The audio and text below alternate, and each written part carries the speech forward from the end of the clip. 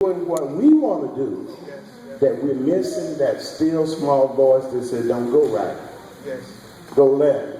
I talked to a man last month, I believe. I went to Jackson, to the VA, and the man, I just noticed he kept smiling, he kept grinning. I mean, he's the kind of person, he's a Christian, and it shows, and he's always been the kind of person who smiles and greets people, shake hands, but he was hugging everybody that day. So finally, I wasn't even going to schedule to see him, but the doctor said, I want you to have this extra test. And I ended up at his desk, and the man said, he just kept smiling. I said, just wondering what was going on. He said, a week ago, last Friday, I left work, and by all accounts, I shouldn't be here today. He said, I was riding my motorcycle from work, the Jackson traffic, and especially around the VA and those medical centers that can be really busy. He said, I'm stopped at this light. And the light changed, and it was my time to go, but a still small voice said, don't go yet. Don't go yet.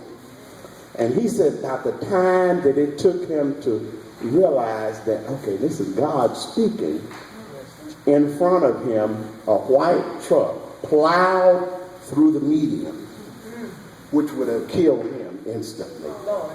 And a brand new blue truck, it hit the end of it and spun that truck around, knocked that truck over in a ditch, turned it upside down, turned the blue truck. That's the speed this man was going. And he said while he was sitting there and just awed that missed him, that he could have been dead. Yes. While he was just awed and still thinking, man, God was telling me not to go yet. Yeah. There was another man, and so he said he finally got himself together, got off his motorcycle and went over to see about the people in the blue truck. And he said a man drove up in another new truck, and the man said, did they get him? Did they get him? He said, did they get who? He said, 2 exits back, I'd been following this man, the man that was in the white truck. He said, that man is dead drunk.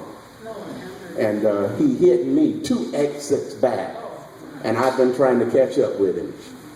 And he said this man had gotten out of his truck, and he was stumbling around, and rather than going and seeing how the folks was doing, he said the man was getting a bottle out of his vehicle, trying to hide it, trying to dispose of it before the police got there. And so my point is that God speaks to us, and he'll tell us who to go to. Go talk to this person. Yes, yes. Go talk to this one. This is where our blessings and obedience. Yes. And sometimes God doesn't tell us to do great big things. I'm not telling you to give $1,000 that you don't have. I'm just telling you to be faithful and to be obedient in what you do have. And God makes a way. Yeah. Preach, boy.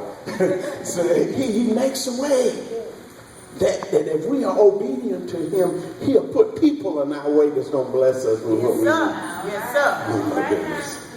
He'll put people who had no intention on blessing us. I don't know. I was thinking about my wife. I told her Pastor Mostella remind me of Sister Mostella.